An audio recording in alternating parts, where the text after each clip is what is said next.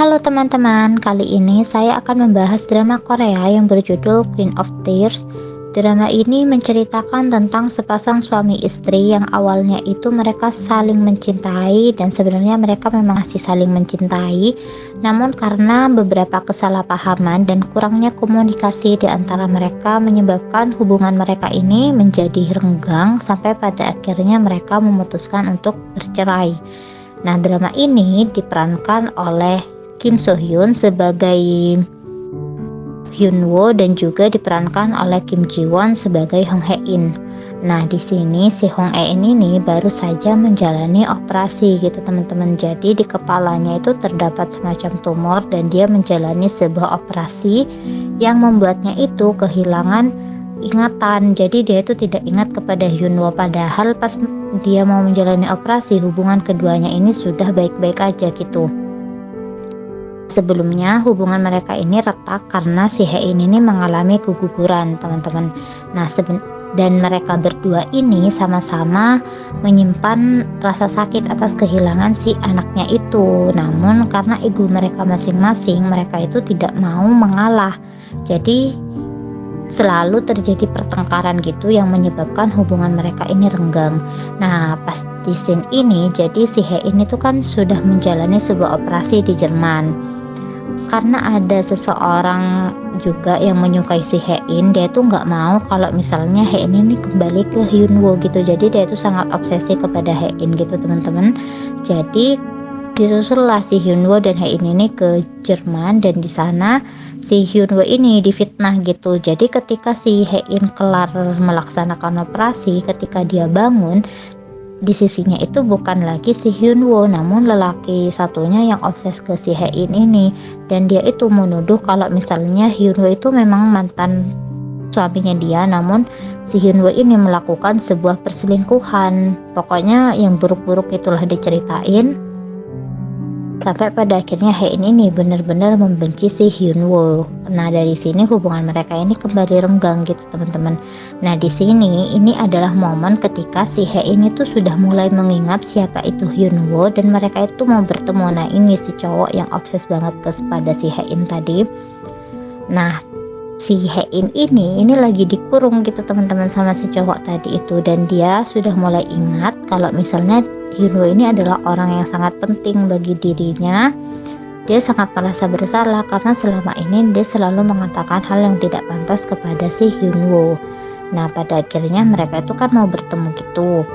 Ketahuan sama si cowok tadi kalau misalnya si Hae-in ini kabur dan ada semacam GPS gitu yang dipasang di HP-nya Hae-in. Jadinya si cowok si antagonis ini bisa mengetahui keberadaan si Hae-in dan dia akhirnya menculik si Hae-in dan lalu menabrak si Hyun Woo gitu teman-teman. Nah di sini Hyun Woo ini akan melakukan sebuah operasi karena dia baru saja tertembak akibat mau menolong si Hae-in gitu. Jadi si Hae-in ini diculik, dibawa ke suatu tempat, namun di sana Hae-in ini untuk melindungi dirinya dia itu masih berpura-pura untuk tidak mengingat apapun, tetapi sebenarnya dia ini sudah mengingat kalau Hyun Woo itu adalah orang yang sangat penting bagi dirinya gitu teman-teman. Nah ini ketika si Hyun Woo ini tertembak oleh si cowok itu, dan di sini Hae-in merasa sangat bersalah karena dia itu tertembak demi menolong si Hae-in.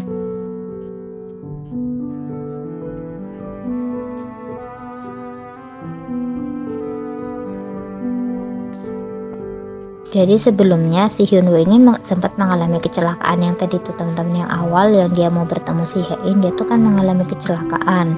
Namun ketika dia sudah sadar dibawa ke ruang gawat darurat, dia itu sudah sadar.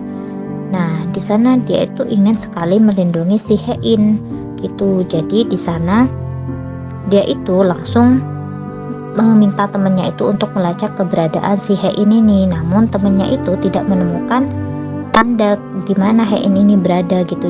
Karena pada waktu itu kamera pengawas itu juga dimatikan karena memang sudah benar-benar direncanakan gitu. Nah, namun karena kepintaran si Hyun Woo ini bisa melacak keberadaan si Hae-in. Nah, di sini dia itu mau membawa Hae-in kabur, teman-teman.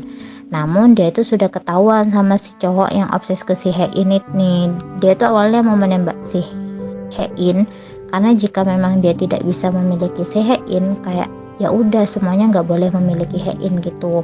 Namun si Hyunwoo ini sudah menghubungi para polisi untuk membantu dia, dan dengan cepat dia itu juga melindungi Hein dari tembakan si cowok tadi, dan akhirnya si cowok itu juga mati karena tertembak oleh para si polisi itu tadi.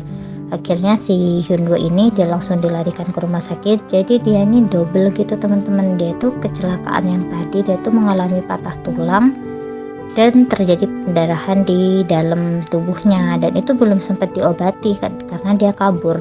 Ditambah lagi sekarang dia ini mengalami cedera akibat tembakan itu teman-teman. Nah di sini Hein merasa bersalah banget karena selama ini dia itu selalu memperlakukan Hyunwoo dengan buruk, tetapi si Hyunwoo masih mau melindungi si Hein.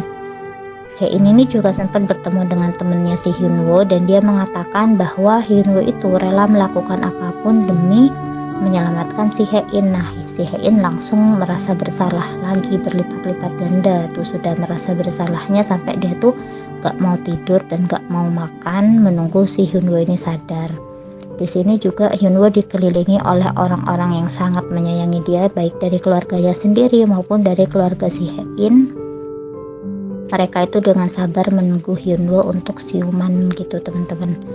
Si dokter mengatakan bahwa semuanya itu sudah berhasil, kayak pelurunya sudah berhasil diangkat, pendarahannya berhasil dihentikan. Namun si dokter belum tahu kapan si Hyunwoo ini bakal sadar, bakal siuman gitu. Di sini Hein terus mengajak Hyunwoo untuk mengobrol dan meminta Hyunwoo untuk bisa segera bangun gitu teman-teman.